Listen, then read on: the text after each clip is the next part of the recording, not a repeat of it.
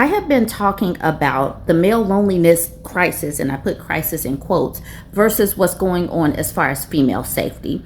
And I put these two together because both are the consequences of male behavior. Male loneliness is because of their own behaviors and how they treat women.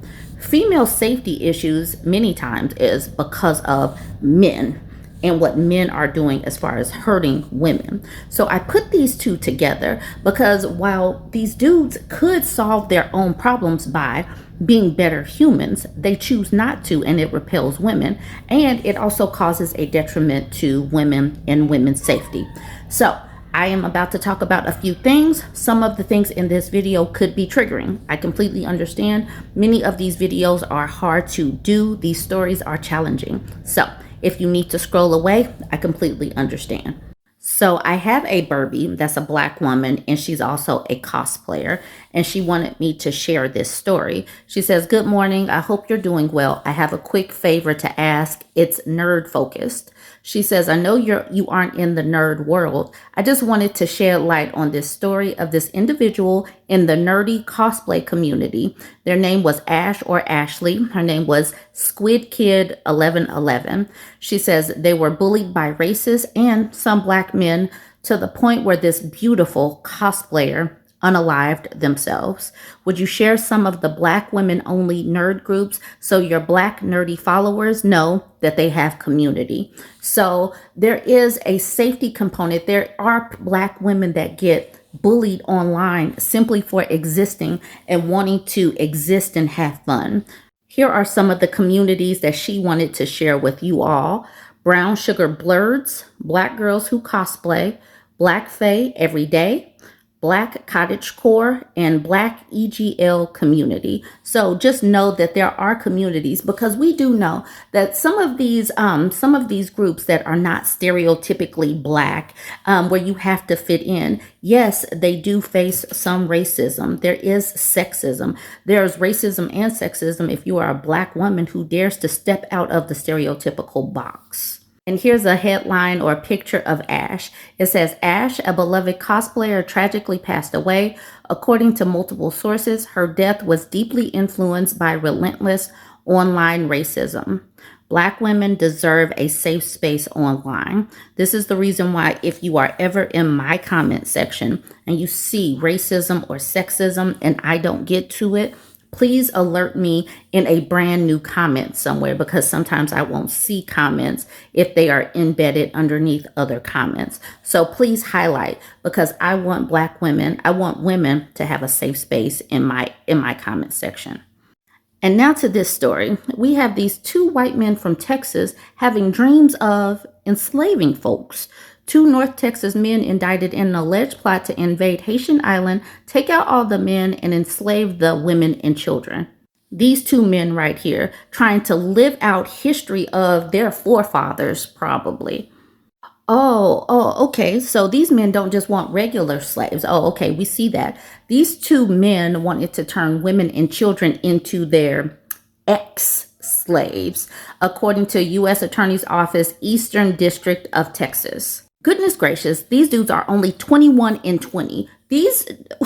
My goodness. U.S. Attorney J.R. Combe announced on Thursday that Gavin Rivers Weisenberg, 21 of Allen, and Tanner Christopher Thomas, 20 of Argyle, have been charged with conspiracy to murder, maim, or kidnap in a foreign country in production of child porn. The two-count indictment was returned by a federal grand jury in the Eastern District of Texas.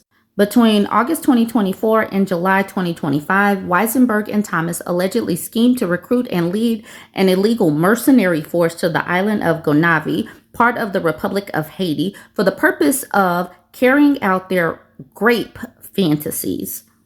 Weisenberg and Thomas had plans to purchase a sailboat, firearms, and ammunition, as well as recruit homeless people from Washington, D.C. to serve as their mercenary force as they invaded the island of Gonaïves and stage a coup d'etat. The two men created operational and logistical plans and learned to speak the Haitian Creole language, court documents allege, as well as recruited others to join their invasion and enrolled in schools to learn the skills needed for their invasion plan. The announcement from the U.S. Attorney's Office said Thomas enlisted in the U.S. Air Force to learn relevant military skills.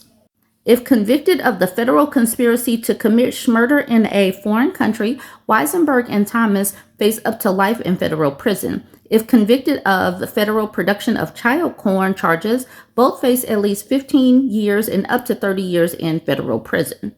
These dudes are 20 and 21 years old. They are already this jaded and violent. So many of these people just really need to not be using our oxygen. I'll just put it like that.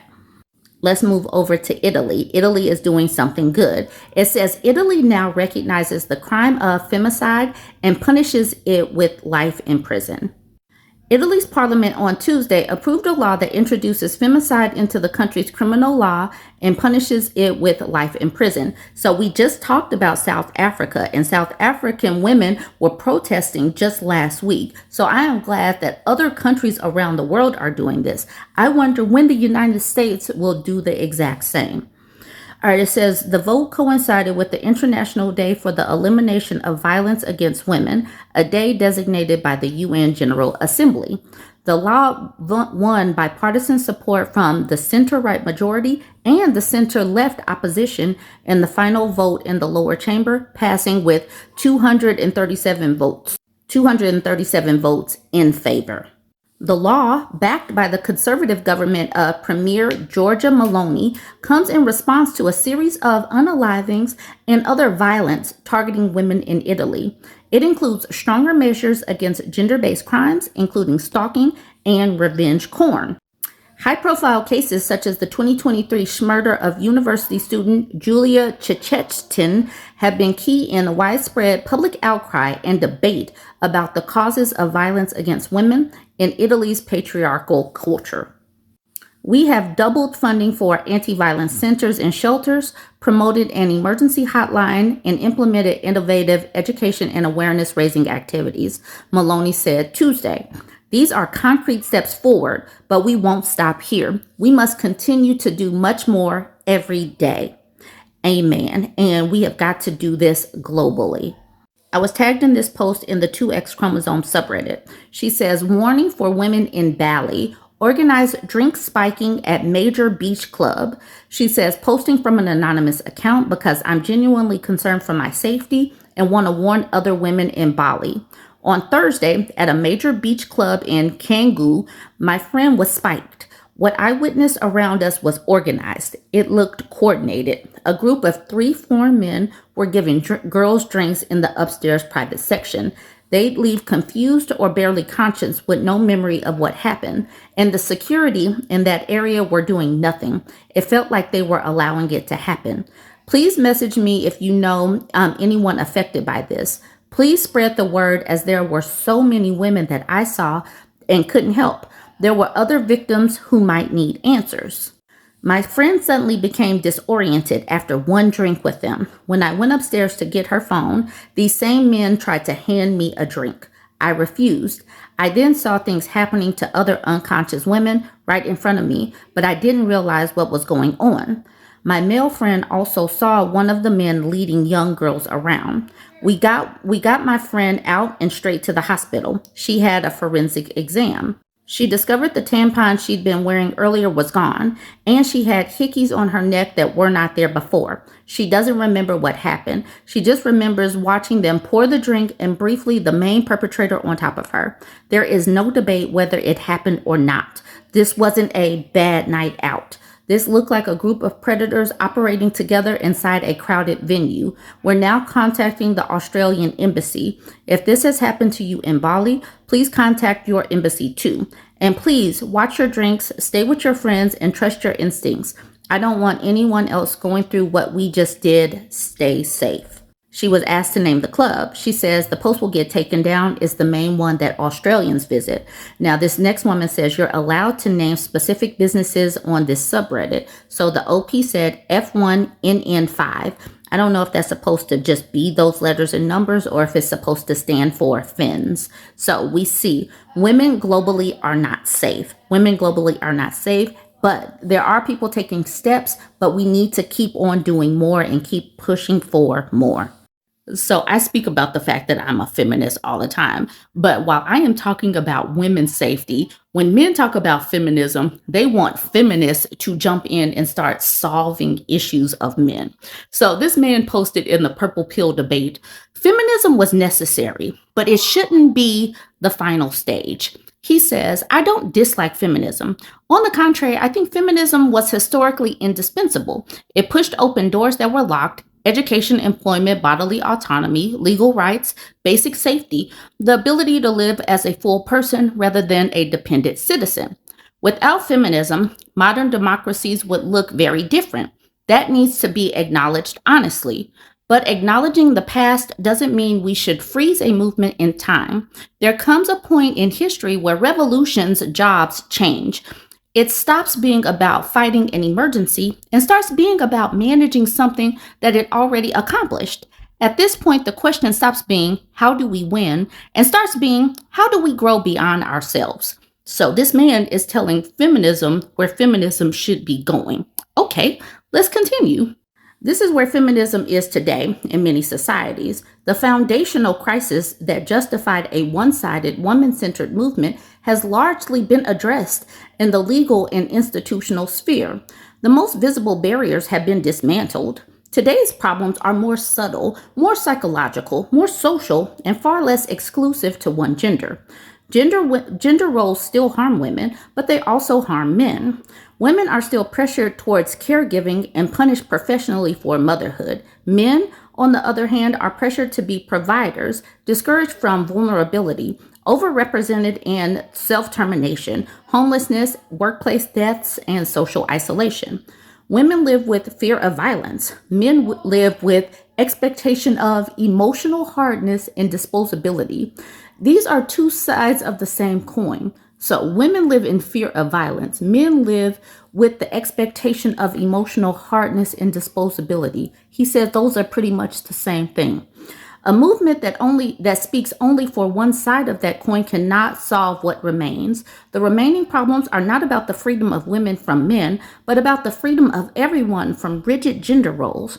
And that means men must be full participants in defining the solutions. Yet, modern feminism often reduces men to something else entirely: male allies, important but subordinate, helpful but not equal, expected to support but not expected to speak about their own struggles unless those struggles can be used to reinforce feminist goals. The message becomes, you may serve the movement, but you may not shape it. This is not mutual equality. It is moral hierarchy wearing the clothes of liberation. What began as liberation risks slowly becoming possession. This isn't about women becoming oppressive. It is about how any successful movement starts to defend its own narrative power. Ideology becomes identity, and identity wants to protect itself. That is how every revolution ages. Not through conspiracy or malice, but through the very human instinct to guard what was once fought for. If gender equality is truly the goal, it cannot remain a one-gender project forever.